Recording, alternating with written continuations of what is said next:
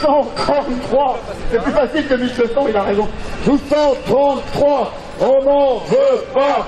1233, on n'en veut pas. 33 non plus d'ailleurs. Lannion, c'est un site historique pour les télécoms en France, où ça a débuté avec le Radom il y a plus de 60 ans, et avec une volonté du gouvernement à l'époque de décentraliser et de développer les régions. Et là, si Nokia venait à disparaître sur Lannion, c'est tout le bassin trégorois qui est menacé à terme, parce que Nokia c'est quand même le 3e employeur de Lannion, et ce serait une catastrophe pour tout l'écosystème trégorois. Les emplois en France. Ouais. Nokia, menteur. Nokia, voleur. Nokia, traître. Nokia, voyou. Après tout ça, ça va être dur de bosser pour eux. Les raisons, c'est que Nokia fait des plans sociaux à répétition. C'est le 4e depuis le rachat d'Alcatel, Lucent. Nokia fait des bénéfices et délocalise nos emplois à l'étranger. Et sur le site de Lannion où je suis, il y a 780 personnes, il y a 402 postes supprimés. Donc le site va être réduit à un peu moins de 370, 350. Donc c'est une taille critique inférieure à ce que Nokia conserve. Donc ça veut dire que le site va fermer à très court terme. Nokia trahison! Nokia, on n'en veut pas.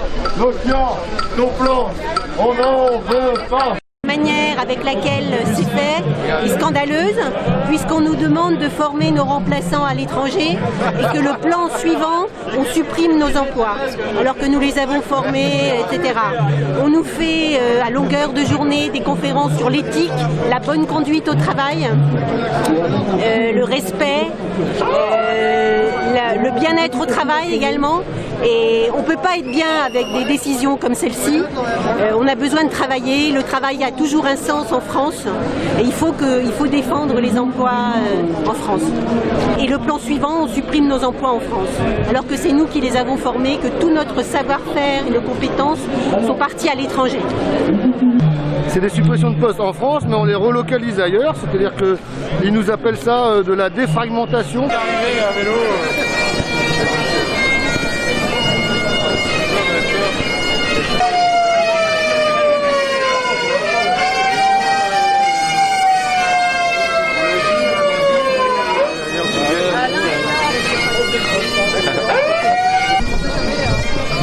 Nous sommes liés ensemble aujourd'hui pour mieux comprendre.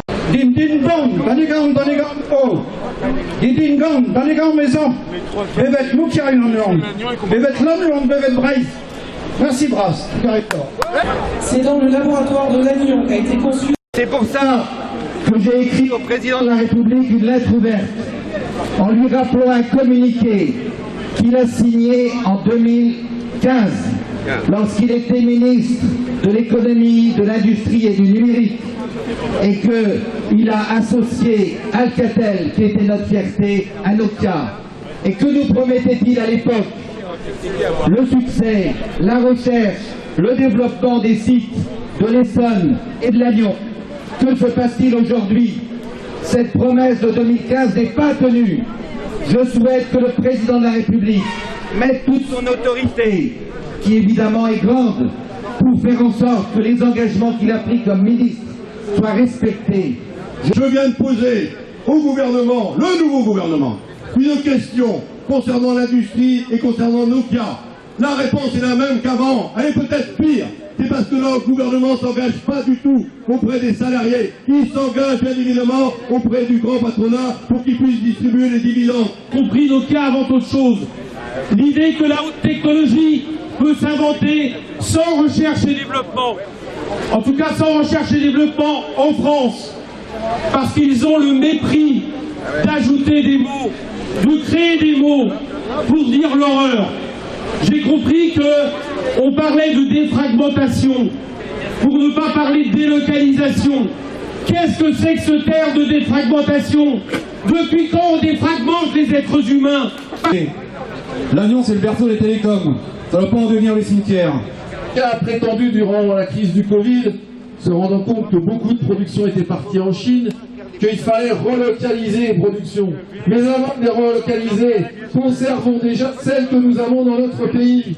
Donc conservons notre industrie, défendons-la tous ensemble face à cette multinationale. Est aujourd'hui lancé dans le déploiement de la 5G. Mais si demain il n'y a plus de salariés chez Nokia, qu'est-ce qu'on fait? On se met entre les mains de Huawei et c'est la Chine qui devient notre responsable des communications. Ce que vous défendez, c'est évidemment votre emploi, c'est votre territoire, mais c'est surtout notre souveraineté. C'est sinon demain nous sommes les uns et les autres pieds et poings liés aux Chinois ou aux Américains.